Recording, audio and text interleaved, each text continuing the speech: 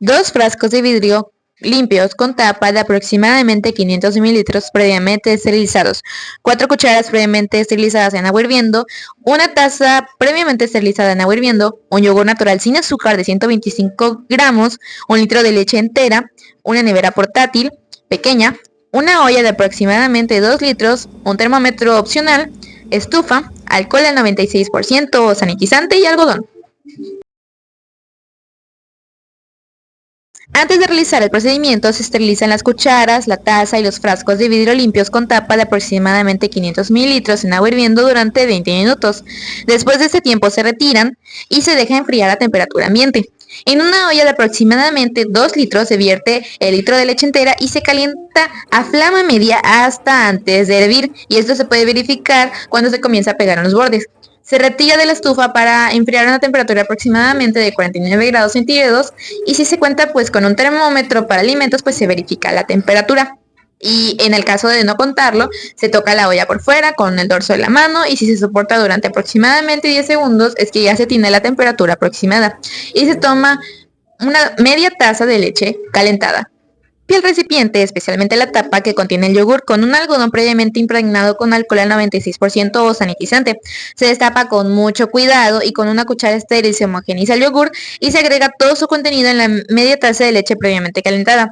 Antes de realizar este paso es importante que el yogur se encuentre a temperatura ambiente.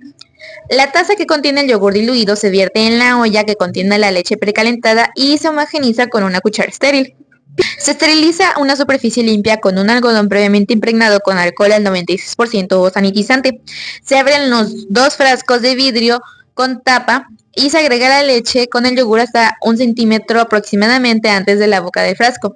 Los frascos se colocan en una nevera portátil y se agrega a la nevera agua previamente calentada a 49 grados centígrados hasta que cubra 3/4 partes del contenido de los frascos. Se tapa la nevera y se deja en un lugar seco sin movimiento durante 4 horas como mínimo o 12 horas como máximo. Posterior a la incubación se refrigeran a 4 grados centígrados mínimo 2 horas y 24 horas máximo antes de realizar el siguiente procedimiento.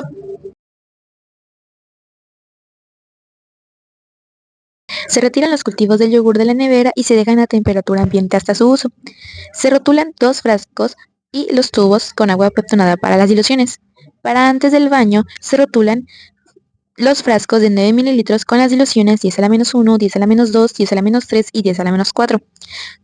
Para el tratamiento después del baño, se rotulan los frascos de 90 mililitros con la dilución 10 a la menos 1 y 2 tubos de 9 mililitros con la dilución 10 a la menos 2. También se rotulan 4 medios de MRS con trifeniltetrazolio al 1% con las diluciones 10 a la menos 1, 10 a la menos 2, 10 a la menos 3 y 10 a la menos 4, respectivamente. En el área de trabajo estéril se abre el frasco de cultivo, se homogeniza con una cuchara estéril y se toma 1 mililitro del cultivo con una pipeta estéril nueva y se agrega a un tubo de dilución etiquetado con 10 a la menos 1. Se tapa el frasco inmediatamente después de tomar el cultivo. Se tapa el tubo 10 a la menos 1, se homogeniza y se toma 1 mililitro de este tubo y se colocan en otro tubo etiquetado 10 a la menos 2 y se realiza el mismo procedimiento sucesivamente hasta realizar la última dilución de 10 a la menos 4.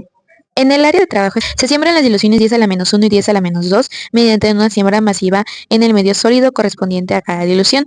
La siembra se realiza de la siguiente forma: se homogeniza el tubo de la dilución, se toman 100 microlitros, seguidamente se agrega sobre la superficie del medio sólido y con movimientos suaves de arriba hacia abajo y de derecha a izquierda se extiende el contenido con el asa de Desgrasky de manera homogénea. Se introduce un frasco con el cultivo en el agua caliente de un baño María a 60 grados centígrados durante 15 minutos y el otro a 70 grados centígrados durante 10 minutos. Pasado este tiempo se retiran con la ayuda de guantes de asbesto.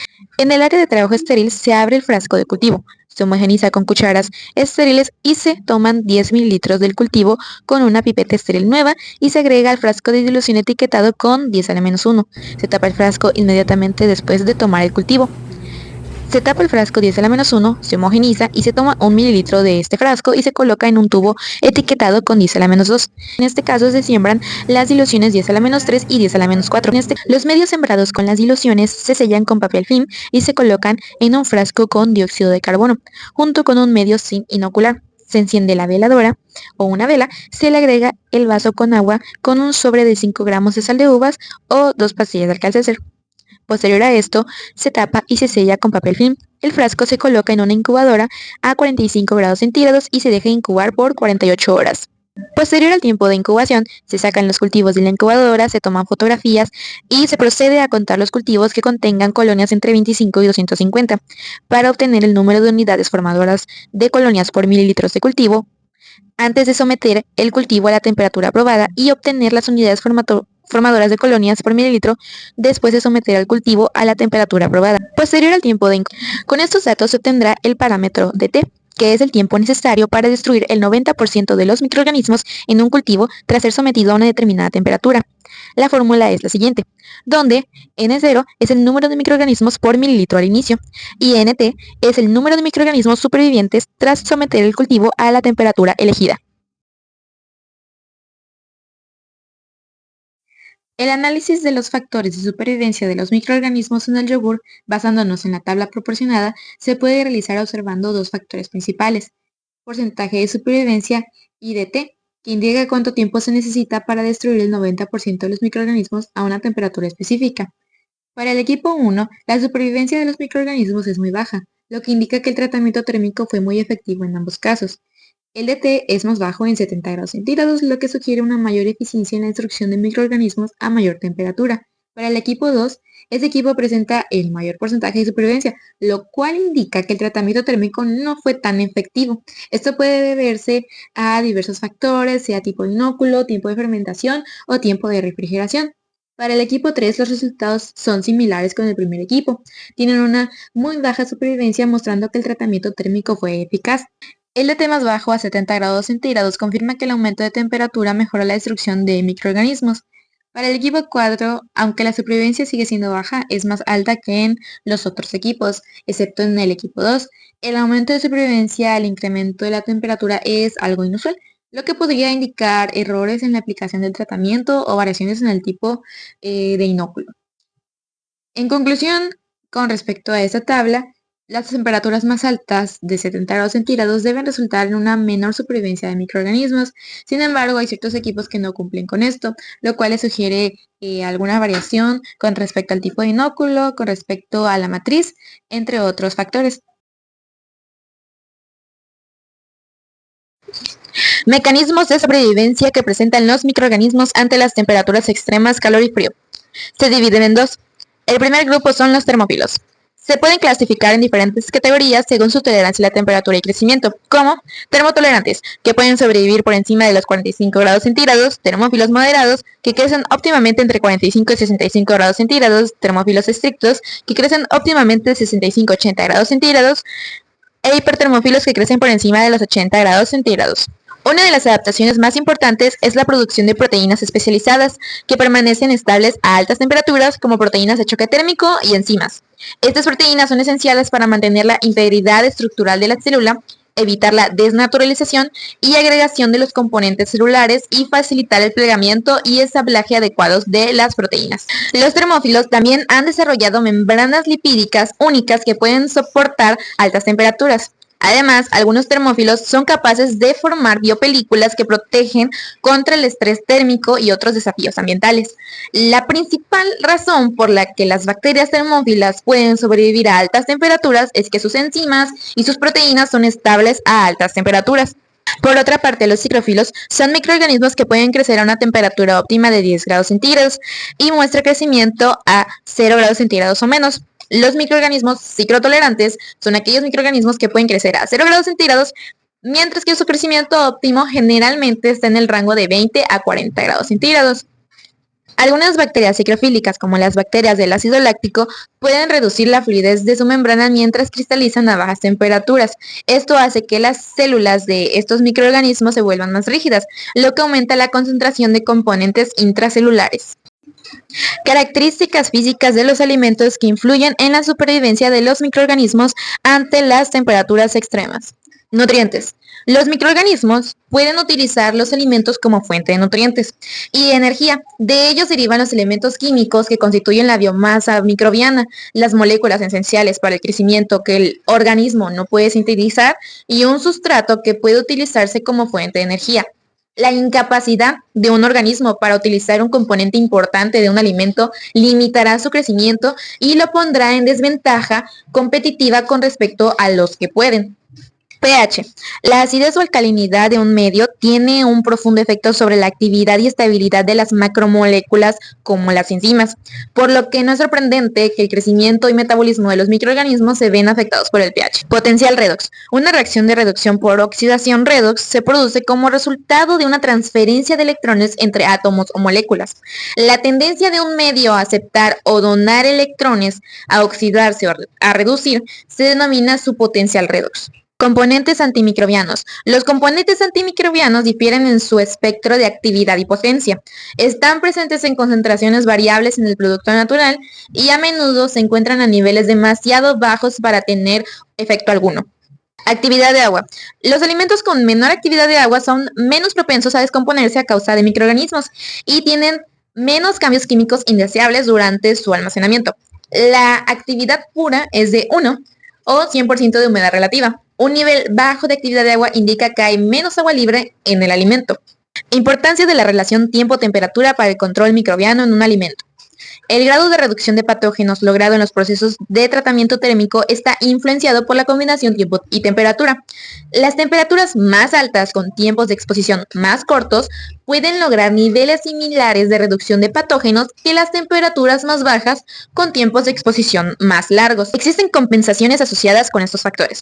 Las temperaturas más altas requieren más energía para calentar, pero los tiempos de exposición más largos requieren reactores más grandes. Los resultados de salud asociados con los patógenos en los sistemas de tratamiento de agua, alimentos y desechos se pueden controlar mejor con un mejor conocimiento sobre el grado de reducción de patógenos en diferentes combinaciones de tiempo y temperatura. Tipos de microorganismos presentes en el cultivo de yogur y sus características de acuerdo a los factores extrínsecos e intrínsecos. Streptococcus salivarius subespecies Thermophilus. Son cocos gram positivos en pares con cadenas largas con una temperatura de crecimiento óptima de 40 a 45 grados centígrados, una temperatura de crecimiento máxima de 50 grados centígrados y son capaces de sobrevivir a la pasteurización a baja temperatura de 63 grados centígrados.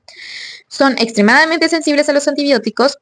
Es débilmente proteolítico y requiere de aminoácidos libres generados por lactobacillus bulgaricus obtenidos a partir de un tratamiento térmico severo de la leche o de fuentes exógenas. Streptococcus thermophilus produce ácido fórmico y es responsable de la reducción de los niveles de oxígeno en el crecimiento asociativo con lactobacillus bulgaricus. Lactobacillus delbrueckii subespecies bulgaricus. Son bacilos largos gram positivos que se presentan individualmente o en parejas en cultivos jóvenes. Un requisito nutricional estricto para el ácido fórmico se satisface por el calentamiento severo de la leche, por ejemplo 88 grados centígrados, durante 30 minutos o por crecimiento asociativo con Streptococcus thermophilus. En cultivos puros se produce hasta un 2 o 3% de ácido láctico, así como altos niveles de acetoaldehído. Lactobacillus bulgaricus puede ser atacado por bacteriófagos, aunque no tan fácilmente como Streptococcus thermophilus. Factores extrínsecos e intrínsecos que influyen en el desarrollo de los microorganismos en el yogur. Los factores principales que pueden limitar la estabilidad de las bacterias de ácido láctico en productos fermentados son el bajo pH y los niveles de acidez titulable de los productos. La disminución de pH durante la fermentación de yogur se atribuye a la actividad de los microorganismos que utilizan los carbohidratos residuales y producen ácido láctico. Por el lado de los nutrientes, Streptococcus thermophilus y Lactobacillus bulgaricus son microorganismos adaptados para el crecimiento en la leche, que es en sí misma una muy buena matriz, ya que contiene carbohidratos, grasa, proteínas, minerales y vitaminas. Estos microorganismos tienen enzimas y vías metabólicas de degradación y utilización de la lactosa como una fuente de energía. También tienen proteinasas y peptidasas que permiten la asimilación del nitrógeno para el crecimiento celular. La forma en que los microorganismos utilizan los nutrientes disponibles en la leche proporciona las características sensoriales del producto fermentado. Una combinación favorable de factores intrínsecos como el contenido de nutrientes, la actividad de agua y el pH de 4.5 permite el desarrollo bacteriano. La temperatura es un parámetro que tiene una influencia significativa en el deterioro del yogur. Es de vital importancia garantizar la cadena de frío con el fin de evitar la descomposición del alimento y reducir la acción de bacterias patógenas, la cual debe de estar en 4 grados centígrados. La pasteurización es una variable de proceso importante, debido a que en esta etapa se elimina la mayor cantidad del oxígeno disuelto, motivo por el cual ayuda al crecimiento del cultivo iniciador. Efecto de las características físico-químicas de temperatura, pH y actividad de agua del yogur que intervienen en la mortalidad y supervivencia de los microorganismos. Actividad de agua. El yogur requiere de una matriz de leche enriquecida, como ya se mencionó. Debe tenerse en cuenta que reducir la actividad de agua demasiado es perjudicial debido a que la tasa de acidificación de los cultivos de yogur comienza a disminuir a una actividad de agua de 0.98 y se vuelve casi nula a una actividad de agua de 0.96. En la tabla se muestran algunas características fisiológicas de cultivos iniciadores utilizados en las fermentaciones de la leche. pH. La función general del cultivo inicial debe ser producir suficiente ácido láctico para fermentar la leche desde el pH de 6.4, 6.7 hasta el pH de 3.8 a 4.2. Streptococcus thermophilus inicia el proceso de fermentación de la lactosa a ácido láctico y crece rápidamente hasta que la leche alcanza un pH de 5.5. Se produce el consumo de oxígeno, así como la formación de sustancias ácidas y aminadas procedentes de las proteínas de suero, que estimula el crecimiento de Lactobacillus bulgaricus. Este último comienza a crecer, disminuyendo el pH de la leche y liberando más aminoácidos para el medio, que estimula el crecimiento de Streptococcus thermophilus, y con el tiempo, el ácido láctico acumulado reduce aún más el pH, y este ambiente ácido comienza a inhibir a Streptococcus thermophilus. En el final de la fermentación, Lactobacillus bulgaricus supera a Streptococcus thermophilus en número. Temperatura. En los procedimientos de fabricación continua se suele mantener esta temperatura de 90 grados centígrados, solo durante un tiempo de 5 minutos con el fin de conseguir un mejor aprovechamiento tecnológico de la instalación. Sin embargo, el tratamiento térmico no solo destruye bacterias indeseables tales como las patógenas, sino también elimina oxígeno, creando condiciones adecuadas para el desarrollo de Lactobacillus bulgaricus. La fase de incubación corresponde al desarrollo de la acidez del yogur y dependen de dos factores, de temperatura y duración. La primera debe elegirse próximo a la temperatura óptima del desarrollo de Streptococcus, es decir, de 42 a 45 grados centígrados. Más que es preferible que los Streptococcus aseguren el comienzo de la fermentación láctica. Esta temperatura próxima de 42 a 45 grados centígrados es otra parte de la temperatura simbiótica óptima. Por otro lado, el enfriamiento se debe realizar con la mayor brusquedad posible para evitar que el yogur siga acidificándose. El enfriamiento por medio de la refrigeración es uno de los métodos más utilizados para controlar la actividad metabólica de los cultivos iniciadores y de sus enzimas.